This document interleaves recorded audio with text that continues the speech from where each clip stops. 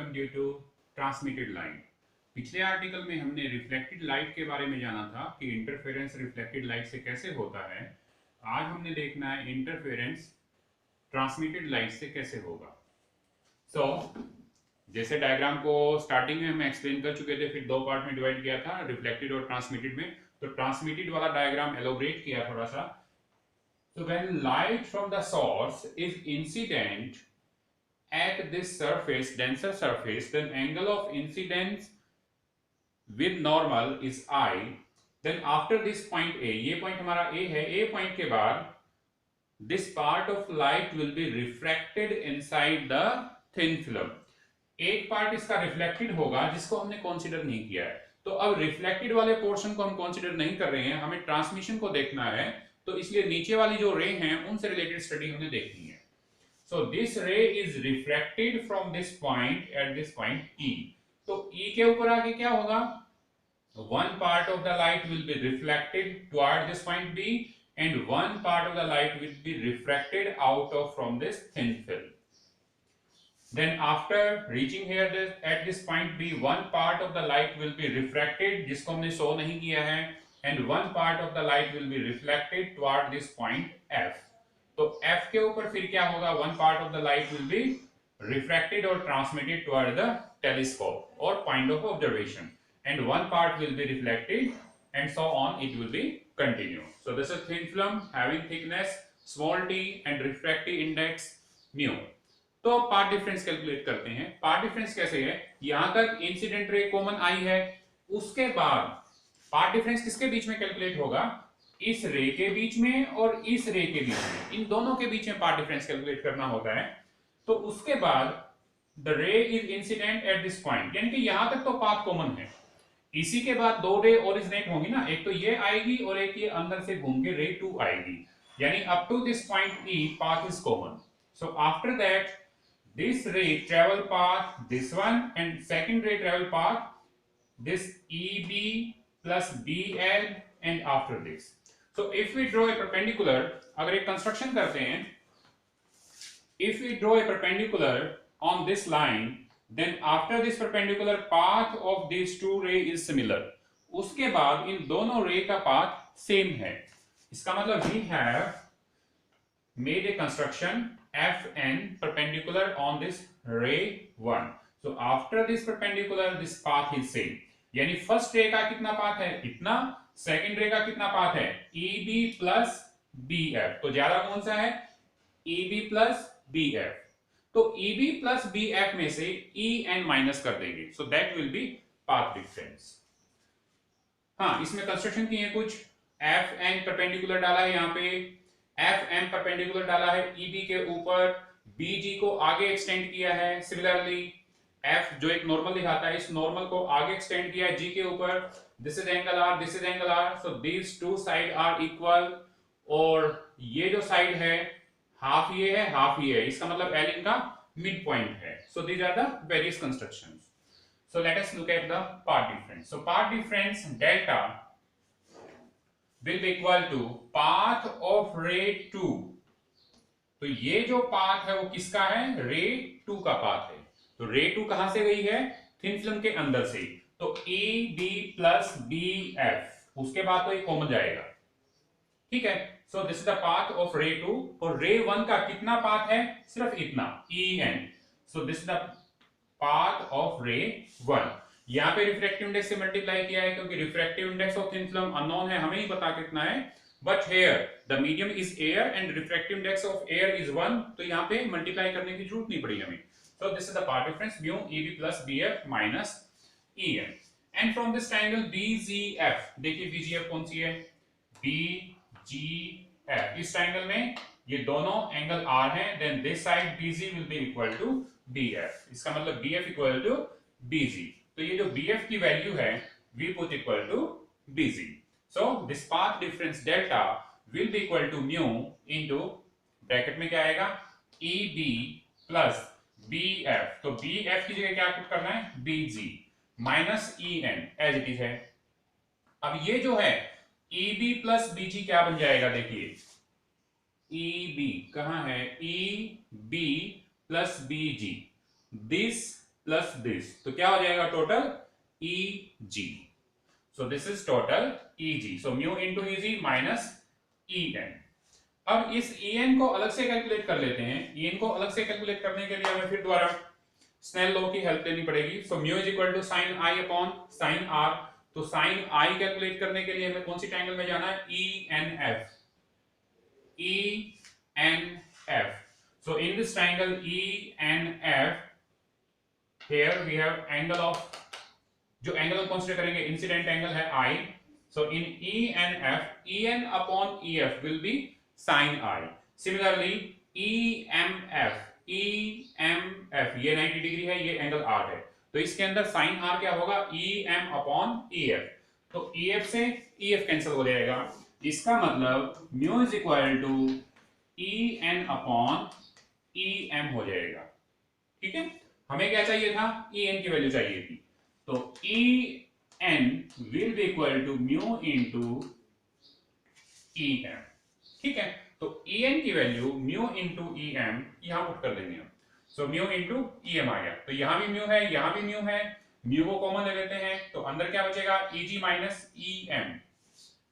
EG minus EM। अब देखिए EG minus EM, तो क्या बच जाएगा भाई? इस टोटल में से EG में से EM माइनस करना है, तो कितना बचेगा? MG।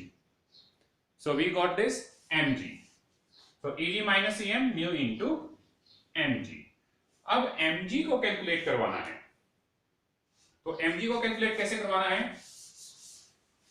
ट्रायंगल लेंगे कोई, जैसे पीछे हमने किया था। हमें क्या चाहिए? MG चाहिए। ये MG किसके इक्वल होगा? GF cos R के इक्वल होगा। तो हमें क्या करना है? MG को कैलकुलेट करना है, तो कौन सी ट्रायंगल लेंगे?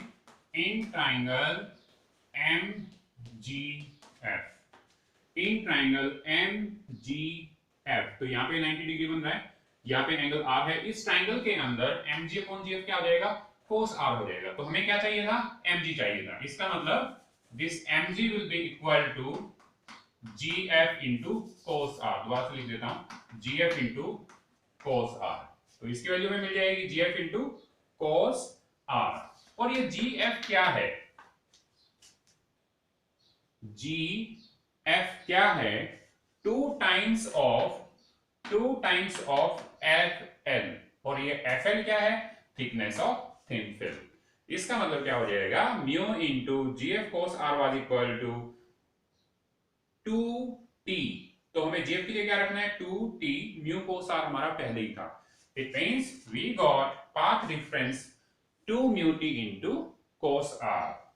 So finally we got the path difference value, that is nothing but 2 mu T into cos R। So this delta path difference is equal to 2 mu T cos R। ये हमारा आ जाएगा।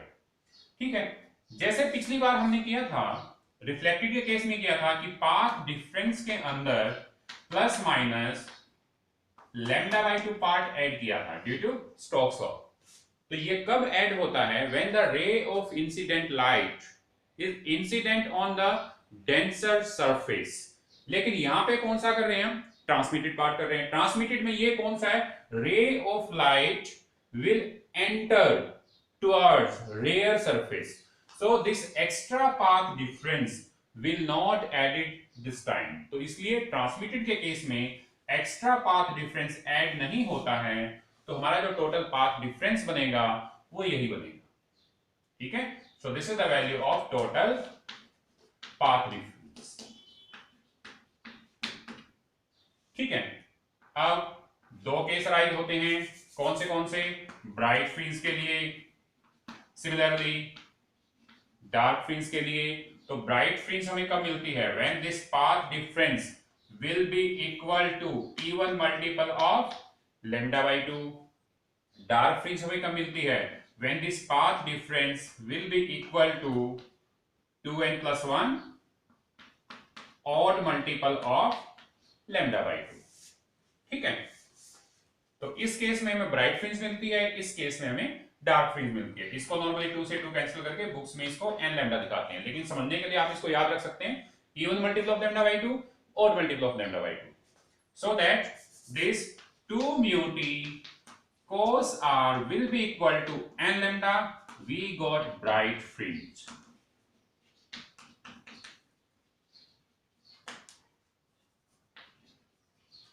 Similarly, when this path difference 2 mu t cos r will be equal to odd multiple of lambda by 2, we got dark fringe.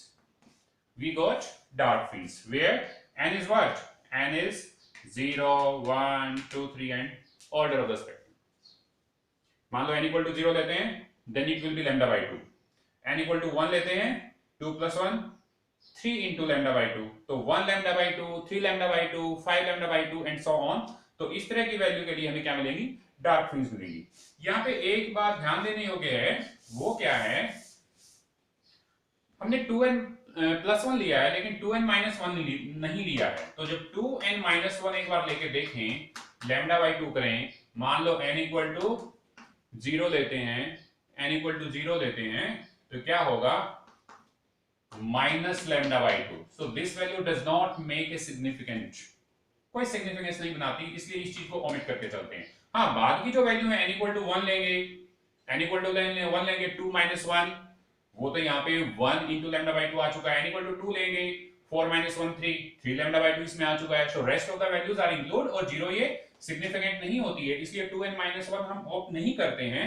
तो कौन सी odd value लेते हैं? 2n plus 1 वाली। हालांकि odd दोनों होती हैं, 2n माइनस 1 से भी आएंगी, 2n प्लस 1 से भी आएंगी, लेकिन 2n माइनस 1 वाली ओड वैल्यू को ओमिट करते हैं। और रिफ्लेक्टेड के केस में भी हम ऐसा ही कर सकते हैं। ठीक है, सो this is the condition for bright fringe, this is the condition for dark fringe. Now इसमें एक छोटा सा एक क्लूजरी आती है इसके साथ, या एक आर्टिकल आता है ये कहें तो वो आर्टिकल क्या आता है? Production of colour, production of colour in thin film. मैं इस आर्टिकल को ऐसे बोलूंगा, ऑन विच फैक्टर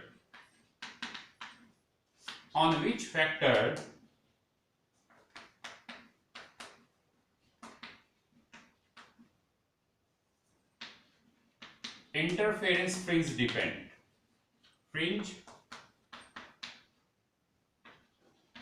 किस फैक्टर के ऊपर इंटरफेरेंस फ्रिंज डिपेंड करेंगी?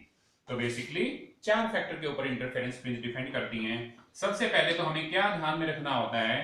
पाथ डिफरेंस की वैल्यू। तो पाथ डिफरेंस हमारा कितना आया है? 2 mu t cos r, और 2 mu t cos r bright है या डार्क है, तो क्या है हमारे पास? या तो n लैम्डा है या 2n प्लस 1 और लैम्डा बाई 2 है। ठीक है, तो किन फैक्टर पे डिपेंड करती हैं? तो बेसिकली ये 4 फैक्टर पे डिपेंड करती हैं। सबसे पहले लेते हैं on the wavelength of the source of light. तो हमारी इंटरफेरेंस फ्रिंज कैसी होंगी? डार्क होंगी, ब्राइट होंगी, क्लर्ड होंगी, या कोई क्लर्ड एक मोनोक्रोमेटिक सोर्स लें तब फ्रिंज कैसे किस कलर की दिखाई देंगी, या कौन सी वेवलेंथ हम सेलेक्ट करते हैं। सो किस तरह की हमें फ्रिंज देखनी है? It is purely depend on the wavelength of the source of light. तो जो भी सोर्स ऑफ लाइट लेंगे उसके हिसाब से हमें फ्रिंज ऑब्जर्व होंगी। So this is very important in first parameter, that interference fringes are depend upon the wavelength of source of light. Second factor mu, refractive index. जो थिन फिल्म आपने ली है उसका रिफ्रैक्टिव इंडेक्स कितना है? Because इसके अंदर कौन से पैरामीटर आ रहे हैं भाई? इंटरफेरेंस फ्रिंज किसके ऊपर डिपेंड कर रही है? पाथ डिफरेंस पे। पाथ डिफरेंस में कौन से पैरामीटर हैं? 2 तो कांस्टेंट है, पैरामीटर क्या हुआ? म्यू, और पैरामीटर कौन सा हुआ? टी, और पैरामीटर कौन सा हुआ? Angle r. तो इन 3 फैक्टर के साथ लैम्डा भी डिपेंड करती हैं। तो पहला फैक्टर था लैम्डा, दूसरा क्या है? म्यू। तो जो हमारी थिन फिल्म हम ऑब्जर्व करेंगे या थिन फिल्म कंसीडर करेंगे, उस थिन फिल्म का रिफ्रैक्टिव इंडेक्स कितना है, उसके हिसाब से भी पाथ डिफरेंस चेंज होगा। ठीक है, third factor is T, thickness of the thin film.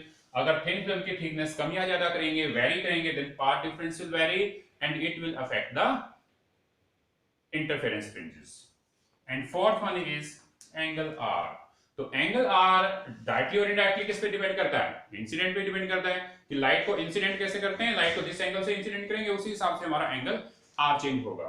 तो जो एंगल ऑफ रिफ्रैक्शन है उस पे भी हमारी इंटरफेरेंस फ्रिंजेस डिपेंड करती हैं। तो कई बुक में इस आर्टिकल को इस नाम से दिखाते हैं, production of colour in films, और मैं इसको ऐसे बोलना चाहूंगा that on which factor interference fringes will depend. So interference fringes depend upon lambda, mu, t and r. So this is about interference due to transmitted light. तो हमने interference by division of amplitude के दोनों part कर लिए हैं। एक part क्या था? रिफ्लेक्टेड, अनदर पार्ट क्या है? ट्रांसमिटेड। इसमें जब डिवीजन ऑफ एम्पलीट्यूड बोल रहे हैं मतलब एम्पलीट्यूड को दो पार्ट में डिवाइड कर दिया, toward reflected side and towards transmitted side. तो यहाँ पे जो एम्पलीट्यूड यूनाइट होके आपको इंटरफेरेंस फ्रिंज दे रहा है रिफ्लेक्टेड में, यहाँ पे जितना नीचे रेज का एम्पलीट्यूड यूनाइट होके आपको इंटरफेरेंस फ्रिंजेस दिखा रहा है ट्रांसमिटेड के केस में। सो these two topics are completed. So next will be our wedge-shaped film or Newton ring or Michelson interferometer. So have a good day. Thank you.